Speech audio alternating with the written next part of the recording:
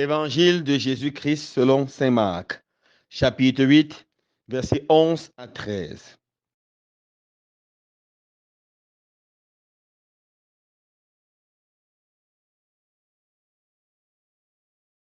En ce temps-là, les pharisiens survinrent et se mirent à discuter avec Jésus.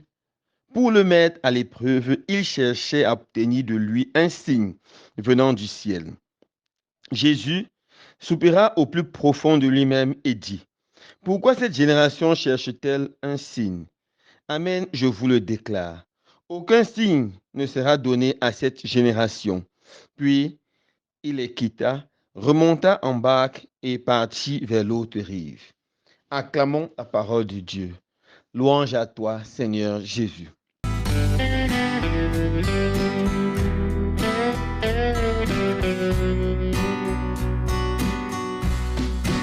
Frères et sœurs bien-aimés, dans l'évangile de ce jour, saint Marc nous présente une discussion entre Jésus et les pharisiens. Les pharisiens sont des personnes qui sont de mauvaise foi.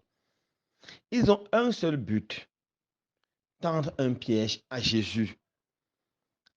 Ils cherchent à mettre Jésus à l'épreuve. Ils ne veulent pas écouter l'enseignement de Jésus. Quand ils sont là, ce n'est pas pour écouter, mais pour chercher comment mettre Jésus à l'épreuve et trouver des éléments pour accuser Jésus. Ils demandent à Jésus un signe, un miracle. Oui, ils connaissent bien la parole de Dieu. Ils savent que dans les temps passés, le Seigneur a fait des signes extraordinaires. Ils se rappellent à l'époque de l'Exode, où Moïse a tenu son bâton et Dieu a fendu la mer en deux. Le peuple a pu traverser la mer Rouge à pied sec. Ils se rappellent ce qui s'est passé au temps des rois, où le prophète Élie a crié vers Dieu et Dieu a fait tomber le feu du ciel et a consumé le sacrifice à l'heure de l'offrande du soir. Ils se rappellent de beaucoup de signes et de prodiges qui sont passés et ils demandent à Jésus un signe.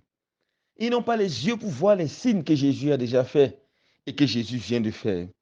L'évangile d'aujourd'hui se situe exactement après la multiplication des pains. Avec seulement 7 pains et quelques poissons, Jésus a nourri une foule de 4000 personnes, sans compter les femmes et les enfants. Et il est resté 7 corbeilles remplies de pain. Ils n'ont pas vu ce signe-là.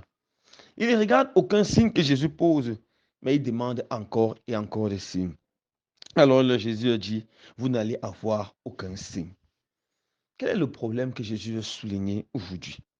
La foi, pour être authentique, n'a pas besoin de signes, aussi spectaculaires qu'ils puissent être. Mais la foi, pour être authentique, commence par la croyance. Tout commence par la croyance. Si tu crois en Jésus, mon frère, ma soeur, alors tu verras les signes extraordinaires qu'il fera autour de toi. Tu verras que même ce qui te semble ordinaire est un fruit puissant de la grâce, de l'amour de Dieu, est un signe. Tu verras que même manger à ta faim est une bénédiction de Dieu, car il y a beaucoup de personnes sur cette terre qui dorment affamées. Il y a beaucoup de gens qui n'arrivent même pas à se nourrir. Tu comprendras que la santé est une bénédiction et un signe, car il y a beaucoup de personnes qui n'arrivent pas à se lever de leur lit, écrasées par la maladie. Tu comprendras, frères et sœurs bien-aimés, si tu as la foi, que la main de Dieu t'accompagne toute la journée et réalise des signes. Et plus encore, si tu as la foi, tu verras la gloire de Dieu. Ce sont les belles paroles que Jésus a dit à Marie lorsqu'elle a perdu son frère Lazare. Je te dis que si tu crois, tu verras la gloire de Dieu. Jésus n'a pas dit si tu vois les signes et les miracles, alors tu croiras. Non.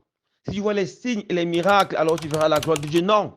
Si tu crois, tu verras la gloire de Dieu. Et croire consiste à faire quoi? À accepter Jésus comme son Seigneur et comme son Sauveur personnel, à lui ouvrir son cœur, à lui donner toute sa vie. Et ensuite, mes frères et sœurs, la gloire de Dieu éclate.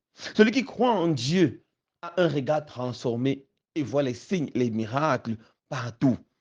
Et puis encore, celui qui croit de tout son cœur devient lui aussi pour les autres un signe de la gloire et de la présence de Dieu, un signe de l'amour de Dieu. Le Seigneur est là pour nous bénir, mais il attend que nous croyons de tout notre cœur. Demandons au Seigneur de donner une foi, une grande foi. De lui donner, de mettre toute notre confiance, toute notre espérance en son nom. Et il nous comblera bien, bien, bien au-delà de nos attentes. Je te dis, mon frère, si tu crois, tu verras la gloire de Dieu. Je te dis, ma sœur, si tu crois, tu verras la gloire de Dieu. Loué soit Jésus-Christ.